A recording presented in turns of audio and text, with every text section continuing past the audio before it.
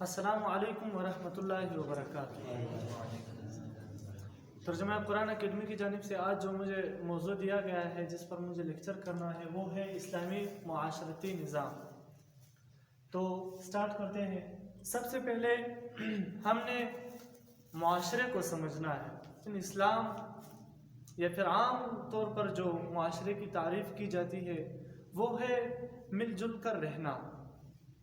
باہم رہنا، اسے معاشرہ کہتے ہیں۔ یا پھر اگر تھوڑی سی اور وضاحت کر دی جائے تو اس طرح ہوگا کہ ایک شخص کی فلاح و بہبود کا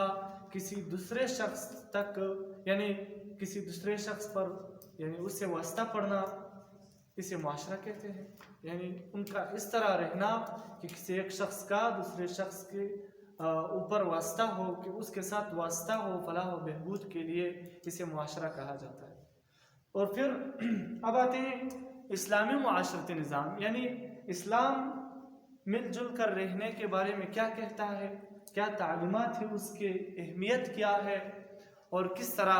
ہم مل جل کر رہ سکتے ہیں اسلامی نقطۂ نظر سے۔ سب سے پہلے حدیث میں آتا ہے العلم فریضۃ علی کل مسلم، یعنی علم ہر مسلمان مرد اور عورت پر فرض ہے۔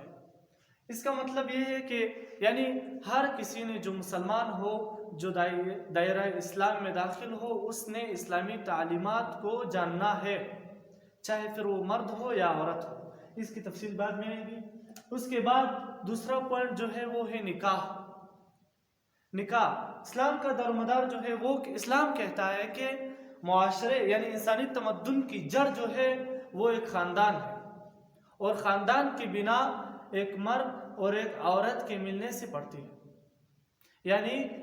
خاندان اگر بنتا ہے یعنی انسانی تمدن کی جڑ جو ہے وہ ایک عورت اور ایک مرد سے شروع ہوتی ہے۔ تو سب سے پہلے اسلام ہمیں نکاح کے بارے میں حکم دیتا ہے۔ نکاح اسلام کی نظر میں حضرت محمد صلی اللہ علیہ وسلم حدیث میں فرماتے ہیں کہ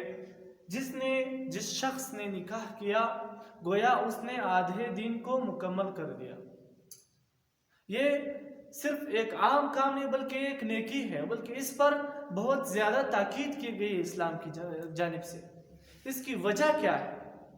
اس کی وجہ یہ ہے کہ اگر ایک مرد اور ایک عورت ملتی ہے تو اس سے خاندان بنتا ہے، دھیرے دھیرے اس میں رشتے بڑھتے ہیں، دھیرے دھیرے اس سے ایک معاشرہ پھیل جاتا ہے۔ تو سب سے پہلے اسلام جو حکم دیتا ہے وہ نکاح کے بارے میں۔ اسی لیے حدیث میں آتا ہے ولا سرورۃ فی الاسلام،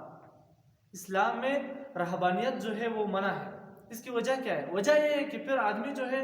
وہ نکاح نہیں کرتا، یعنی وہ ایک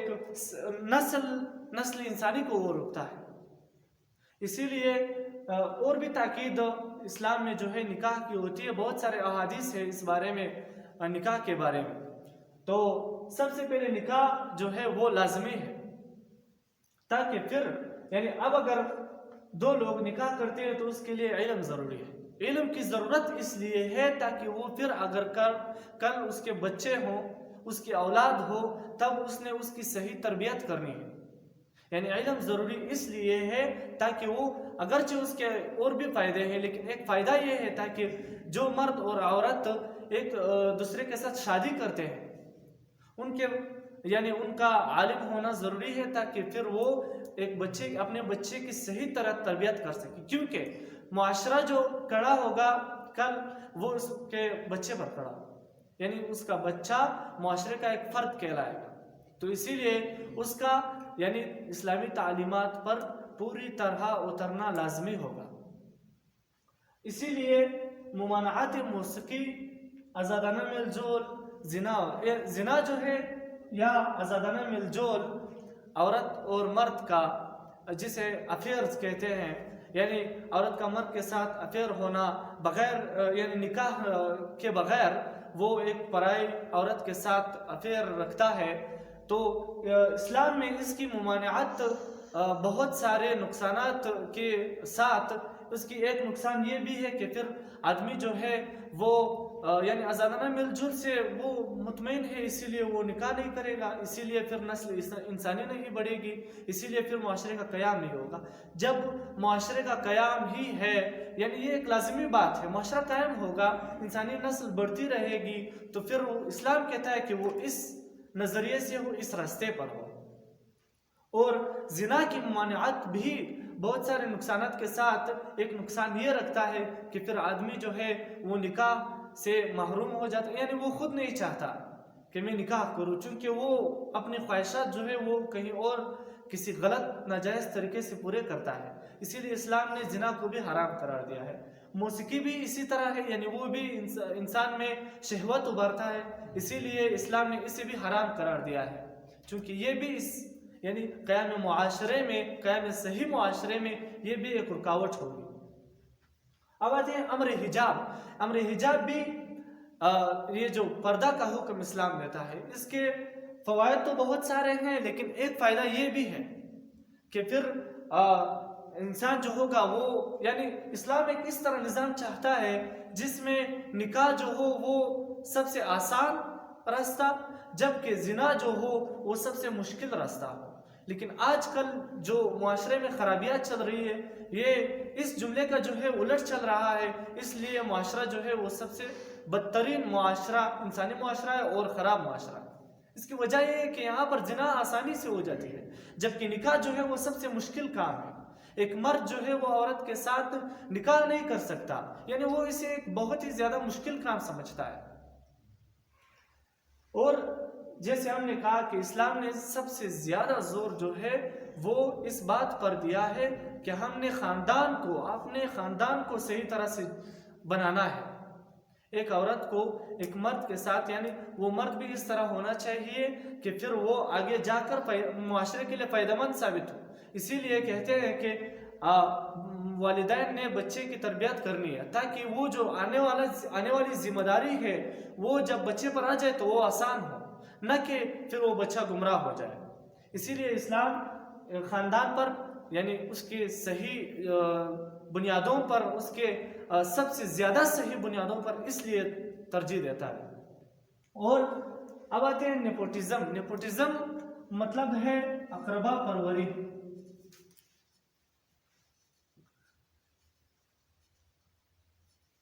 یعنی اگر کوئی شخص جو ہے، یہ اسلامی تعلیمات ہے کہ اگر کوئی شخص کسی اقتدار پر ہے، کسی عہدے پر فائز ہے، تو اس نے نیپوٹزم سے دور رہنا ہے، یعنی وہ اس میں اقربا پروری نہیں کرے گا کہ مجھے کسی دوسرے کا کوئی خیال نہیں، بلکہ میں نے اپنے رشتہ داروں کے لیے، اپنے اقربا کے لیے کچھ، یعنی بہت کچھ کرنا ہے، یا پھر میں جو بھی کروں گا وہ اس لیے کروں گا کیونکہ وہ اس لیے اس کے ساتھ کروں کیونکہ وہ جو ہے وہ میرا رشتہ دار لگتا ہے۔ اسی لیے اسلام اس سے بھی ہمیں منع کرتا ہے کہ ایک صحیح معاشرے کی بنیاد جو ہے وہ یہ نہیں ہوگی کہ کوئی جب عہدے پر فائز ہوگا تو اس کے ذہن میں سب سے پہلا قدم جو ہے وہ اقربا پروری ہوگی، یعنی وہ سب سے پہلے اگر کچھ کرے گا اس عہدے پر رہتے ہوئے تو وہ اپنے اقربا کے ساتھ کرے گا۔ اسلام ایک صحیح معاشرے کے لیے ہمیں نیپوٹزم سے بھی منع کرتا ہے۔ اور دوسری بات نیشنلزم سے بھی ہمیں وہ اسی وجہ سے منع کرتا ہے کہ اگر نیشنلزم کو نافذ کیا جائے تو پھر جو شخص جس عہدے پر فائز ہوگا، یعنی اگر وہ فائدہ پہنچا سکتا ہے تو وہ جسٹ اپنی قوم کو فائدہ پہنچائے گا، جبکہ باقی سب کو وہ، یعنی اس کے سامنے وہ کچھ بھی نہیں ہوگا۔ اگر آپ کسی نیشنلسٹ سے پوچھیں کہ آپ کا سب سے پہلا مقصد کیا ہوگا تو وہ یہ ہوگا، وہ آپ سے یہی کہے گا کہ میری قوم جو ہے وہ سب سے اونچا ہو، سب سے برتر ہو، باقی جو بھی ہو اس سے مجھے کیا۔ وہ سب سے پہلا، اس کا سب سے یعنی پہلا بنیادی فکر جو ہوگا وہ یہ ہوگا۔ اسی لیے اسلام ہمیں نیشنلزم سے بھی منع کرتا ہے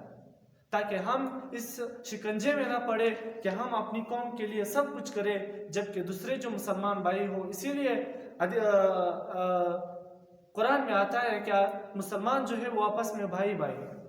اس کی وجہ یہ ہے کہ اگر کوئی یہاں پر مسلم فکر رکھتا ہے اور کوئی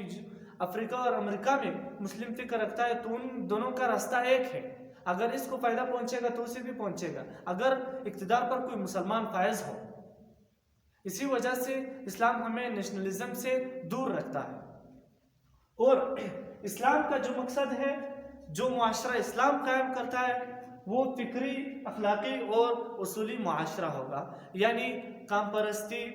جغرافیہ، ان سب تعصبات سے پاک ہو۔ اگر کوئی شخص جو ہے وہ مسلمان ہے اور وہ امریکہ میں رہتا ہے، تو میں نے جیسے پہلے ہی کہا کہ چونکہ ان دونوں کا فکر، ان دونوں کا راستہ ایک ہے، اسی لیے جو معاملہ اس مسلمان سے کیا جائے گا وہ معاملہ اس مسلمان سے بھی کیا جائے گا۔ اور رہے وہ لوگ جو بے دین ہوں، بے دینوں سے اسلام کا رویہ بھی بالکل صحیح ہے۔ اسلام کہتا ہے، وہ اسلام یہ بھی نہیں کہتا ہے کہ جو لوگ بے دین ہیں، جو لوگ تمہارے عقیدے کے ساتھ، یعنی جو لوگ وہ عقیدہ نہیں رکھتے جو تم رکھتے ہو، ان کا آپ کا ان کے ساتھ بھی ایک مثبت رویہ ہوتا ہے۔ آپ انہیں صرف اس بنیاد پر نہیں ٹھکرا سکتے کہ وہ یعنی آپ کا جو عقیدہ ہے یا آپ جو مذہب رکھتے ہیں وہ ان کے نہیں ہے، وہ لوگ اس مذہب پر عمل پیرا نہیں ہے، اسی لیے آپ ان سے جو ہے یہ نہیں کر سکتے کہ آپ ان کے ساتھ بدسلوکی کریں، بلکہ آپ نے ان کے ساتھ خوش اسلوبی سے پیش آنا ہے،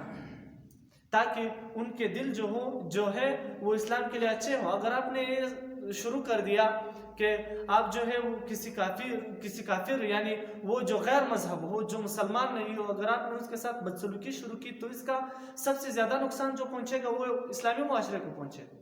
چونکہ سب لوگ یہی کہیں گے کہ اگر ہم اسلام نہیں لاتے تو پھر ہمارے ساتھ یہ ہوگا۔ وہ الگ بات ہے کہ اسلام نے جہاد کا بھی حکم دیا ہے، لیکن اس کا بھی ایک الگ طریقہ ہے۔ حضرت محمد صلی اللہ علیہ وسلم نے اپنی 30 سالہ زندگی میں،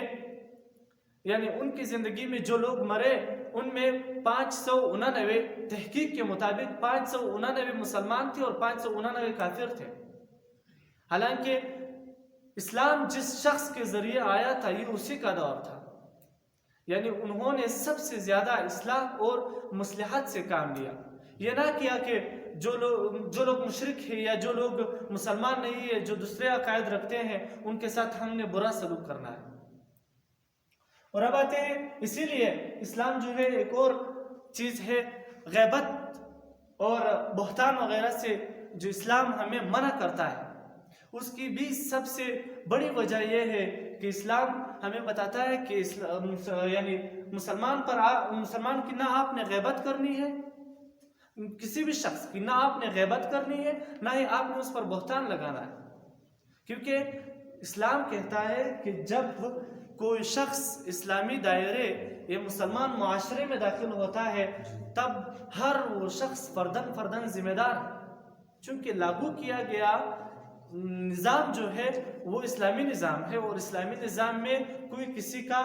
غلام نہ ہوگا، نہ ہی کوئی کسی کا حاکم ہوگا، سب برابر ہوں گے۔ یعنی اسلام کہتا ہے، جیسے خطبہ حجت الوداع پر آتا ہے کہ حضرت محمد صلی اللہ علیہ وسلم حدیث میں فرماتے ہیں کہ کسی عربی کو کسی عجمی پر، کسی عجمی کو کسی عربی پر کوئی فضیلت نہیں ہوگی، کسی گورے کو کسی کالے پر، کسی کالے کو کسی گورے پر کوئی فضیلت نہیں ہوگی۔ اس کی وجہ یہ ہے کہ جب ہی آپ اسلامی دائرے میں داخل ہوتے ہیں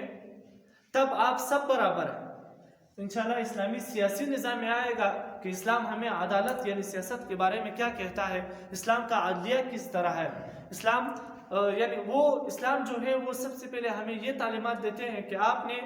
اپنے آپس میں جو برابری ہے اسے قائم رکھنی ہے۔ یہ نہ ہوگا وہ اسلامی معاشرہ نہیں جس میں یہ کہا جائے کہ یہ شخص جو ہے یہ غریب ہے، یہ شخص جو ہے یہ امیر ہے۔ اسلام میں سب برابر ہیں، کیونکہ